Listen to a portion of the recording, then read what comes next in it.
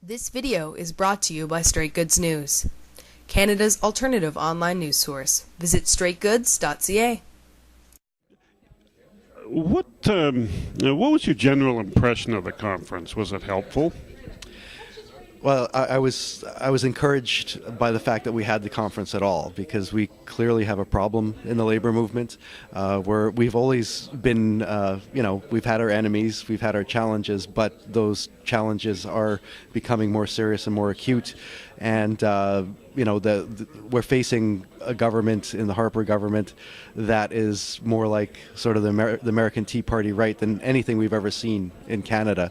And so there's a whole range of forces arrayed against us, and they have a plan. They have a legislative plan, they have a communications plan, and they're targeting us. So if we're going to be successful in fighting back, we have to start having the conversations like we had today. So union communicators, union leaders, union spokespeople have to identify the problem, understand that it's real, and then start having conversations about how to deal with it. And so the conference today was really important. It was an important first step in doing that. I'm hoping that this is not the end of the discussion. In fact, I'll do everything that I can to make sure that it's not, because labor is being framed. That's the communications term, but it's almost like we're being set up by some very powerful people. And yeah, so that's my concern. Like labor, the labor movement in Canada is facing one of the most serious threats that it's ever faced.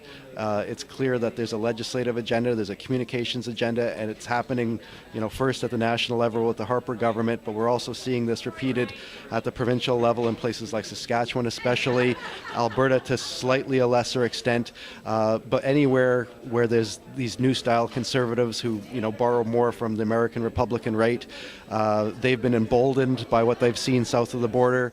And so we have to understand that this is like an existential threat for the labor movement, and in order to win and fight back and maintain the strength that we have as a movement, and also we have to remember that labor is at the center of all progressive politics and civil society, and they understand the right. In some ways it's funny and almost frustrating. How should I put this? In some ways it's frustrating because the right seems to understand something about us which we sometimes forget ourselves, which is that labor is powerful, or at least potentially powerful. And that's the reason that they've put the bullseye on us. They've targeted us because they recognize that we have power at the bargaining table, we have power in the communities, and we have political power, and that power can be used against them. And we've done that before, but they want to undermine that power. They want to sort of take apart civil society so that they can change Canada.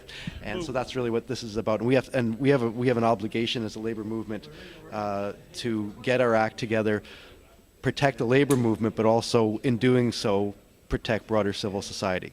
What specifically jumped out at you from this conference that you want to take back and try to apply right away? Let's see. Take back and apply right away. Well, and for me, the most important takeaway from this conference for me is a sense of urgency to get a plan together. We've spent the last year and a half since the Harper government got its long sought after majority. We've been gnashing our teeth. We've been commiserating with each other, but honestly, we haven't done the work that's necessary to prepare ourselves. So, what I heard today is that we need to find our smart people. We need to, develop a message. We need to have a plan for delivering that message. And I can say, as a Federation president, I'm going to take my commitment is to go back to my executive council, who have been really making it clear that they want something done. But at our next council meeting, we're going to present, some ideas for how we can actually take this anger and frustration that we're feeling and turn it into a campaign to protect the labor movement and everything that we stand for.